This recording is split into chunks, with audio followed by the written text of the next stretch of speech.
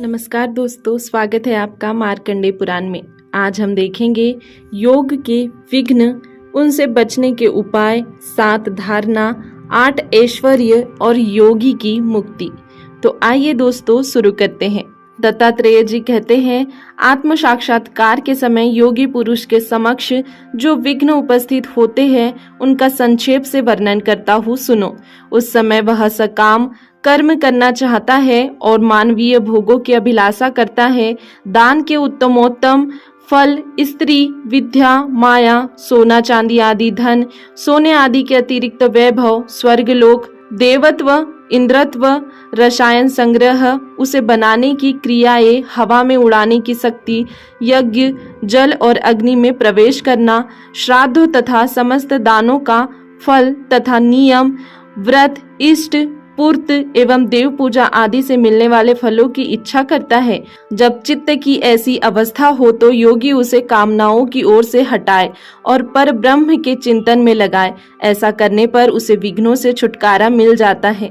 इन विघ्नों पर विजय पा लेने के बाद योगी के सामने फिर दूसरे सात्विक, राजस और तामस विघ्न उपस्थित होते हैं। प्रातिभ, श्रावण, देव, भ्रम और आवर्त, ये 5 उपसर्ग योगियों के योग में विघ्न डालने के लिए प्रकट होते हैं। उनका परिणाम बड़ा कटु होता है। जब संपूर्ण वेदों के अर्थ, काव्य और शास्त्रों के अर्थ, संपूर्ण विधाएं और शिल्प कला आदि अपने आप योगी की समझ में आ जाए तो प्रतिभा से संबंध रखने के कारण वह प्रातिभ उपसर्ग कहलाता है। जब योगी सहस्त्रों योजन दूर से भी संपूर्ण शब्दों को सुनने और उनके अभिप्राय को समझने लगता है तब वह श्रवण शक्ति से संबंध रखने के कारण श्रावण उपसर्ग कहा जाता है। जब वह देवताओं की भांति 8 दिशाओं की वस्तुओं को प्रत्यक्ष देखने लगता है तब उसे देव उपसर्ग कहते हैं। जब योगी मन दोष के कारण सब प्रकार के आचारों से भ्रष्ट हो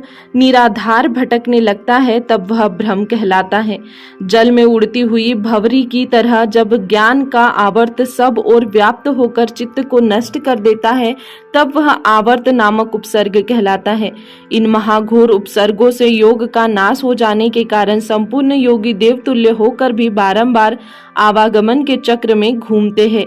इसीलिए योगी पुरुष शुद्ध मनोमय उज्जवल कंबल ओढ़कर परब्रह्म परमात्मा में मन को लगाकर सदा उन्हीं का चिंतन करे। पृथ्वी आदि 7 प्रकार की सूक्ष्म धारणाएं हैं जिन्हें योगी मस्तक में धारण करे। सबसे पहले पृथ्वी की धारणा है। उसे धारण करने से योगी को सुख प्राप्त होता है। वह अपने को साक्षात पृथ्वी मानता है, अतः पार्थिव विषय गंध का त्याग कर देता है। इसी प्रकार वह जल की धारणा से सूक्ष्म रस का, तेज की धारणा से सूक्ष्म रूप का, वायु की धारणा से स्पर्श का तथा आकाश की धारणा से सूक्ष्म प्रवृत्ति का, शब्द का त्याग करता है। जब अपने मन से धारणा के द्वारा संपूर्ण भूतों के मन में प्रवेश करता है तब उस मानसी धारणा को धारण करने के कारण उसका मन अत्यंत सूक्ष्म हो जाता है। इसी प्रकार योग वेत्ता पुरुष संपूर्ण जीवों की बुद्धि में प्रवेश करके परम उत्तम सूक्ष्म बुद्धि को प्राप्त करता और फिर उसे त्याग देता। अलर्क जो योगी इन 7 सूक्ष्म धारणाओं का अनुभव करके उन्हें त्याग देता है उसको इस संसार में फिर नहीं आना पड़ता। जितात्मा पुरुष क्रमशः इन 7 धारणाओं के सूक्ष्म रूपों को देखे और त्याग करता जाए। ऐसा करने से वह परम सिद्धि को प्राप्त होता है। राजन, योगी पुरुष जिस जिस भूत में राग करता है उसी में आसक्त होकर नष्ट हो जाता है। इसीलिए इन समस्त सूक्ष्म भूतों को परस्पर संसक्त जानकर जो इन्हें त्याग देता है उसे परम पद की प्राप्ति होती है। 5 भूत और मन बुद्धि के इन 7 सूक्ष्म रूपों का विचार कर लेने पर उनके प्रति वैराग्य होता है जो सद्भाव का ज्ञान रखने वाले पुरुष की मुक्ति का कारण बनता है। जो गंध आदि विषयों में आसक्त होता है उसका विनाश हो जाता है और उसे बारंबार संसार में जन्म लेना पड़ता है। योगी पुरुष इन 7 धारणाओं को जीत लेने के बाद यदि चाहे तो किसी भी सूक्ष्म भूत में लीन हो जाता है।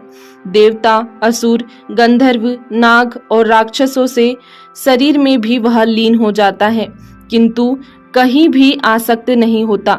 अनिमा, लघिमा, महिमा, प्राप्ति, प्राकाम्य, ईशित्व, वसित्व और कामवसायित्व, इन 8 ईश्वरीय गुणों को जो निर्वाण की सूचना देने वाले हैं योगी प्राप्त करता है। सूक्ष्म से भी सूक्ष्म रूप धारण करना अनिमा है और शीघ्र से शीघ्र कोई काम कर लेना लघिमा नामक गुण है। इसके लिए पूजनीय हो जाना महिमा कहलाता है। जब कोई भी वरण अप्राप्य न रहे तो वह प्राप्ति नामक सिद्धि है। सर्वत्र व्याप्त होने से योगी को प्राकाम्य नामक सिद्धि की प्राप्ति मानी जाती है। जब वह सब कुछ करने में समर्थ ईश्वर हो जाता है तो उसकी वह सिद्धि ईशित्व कहलाती है। सबको वश में कर लेने से वशित्व की सिद्धि होती है। वह योगी का 7वां गुण है, जिसके द्वारा इच्छा के अनुसार कहीं भी रहना आदि सब काम हो सके। उसका नाम कामावसायित्व है। ये ऐश्वर्य के साधनभूत 8 गुण हैं। मुक्त होने से उसका कभी जन्म नहीं होता, वह वृद्धि और नाश को भी नहीं प्राप्त होता, न तो उसका क्षय होता है और न परिणाम। पृथ्वी आदि भूत समुदाय से न तो वह काटा जाता है, न भीग कर गलता है, न जलता है और न सूखता ही है। शब्द आदि विषय भी उसको लुभा नहीं सकते।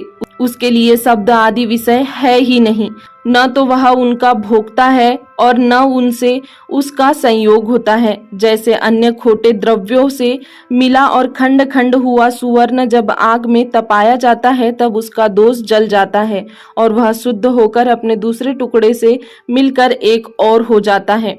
उसी प्रकार यत्नशील योगी जब योगाग्नि से तपता है तब अंतःकरण के समस्त दोष जल जाने के कारण ब्रह्म के साथ एकता को प्राप्त हो जाता है। फिर वह किसी से पृथक नहीं रहता। जैसे आग में डाली हुई आग उसमें मिलकर एक हो जाती है, उसका वही नाम और वही स्वरूप हो जाता है। फिर उसको विशेष रूप से पृथक नहीं किया जा सकता। उसी तरह जिसके पाप दग्ध हो गए हैं वह योगी परब्रह्म के साथ एकता को प्राप्त होने पर फिर कभी उनसे पृथक नहीं होता। जैसे जल में डाला हुआ जल उसके साथ मिलकर एक हो जाता है, उसी प्रकार योगी का आत्मा परमात्मा में मिलकर तदाकार हो जाता है। दोस्तों, आज के लिए इतना ही। इसके आगे देखेंगे हम कल के वीडियो में। तब तक के लिए धन्यवाद।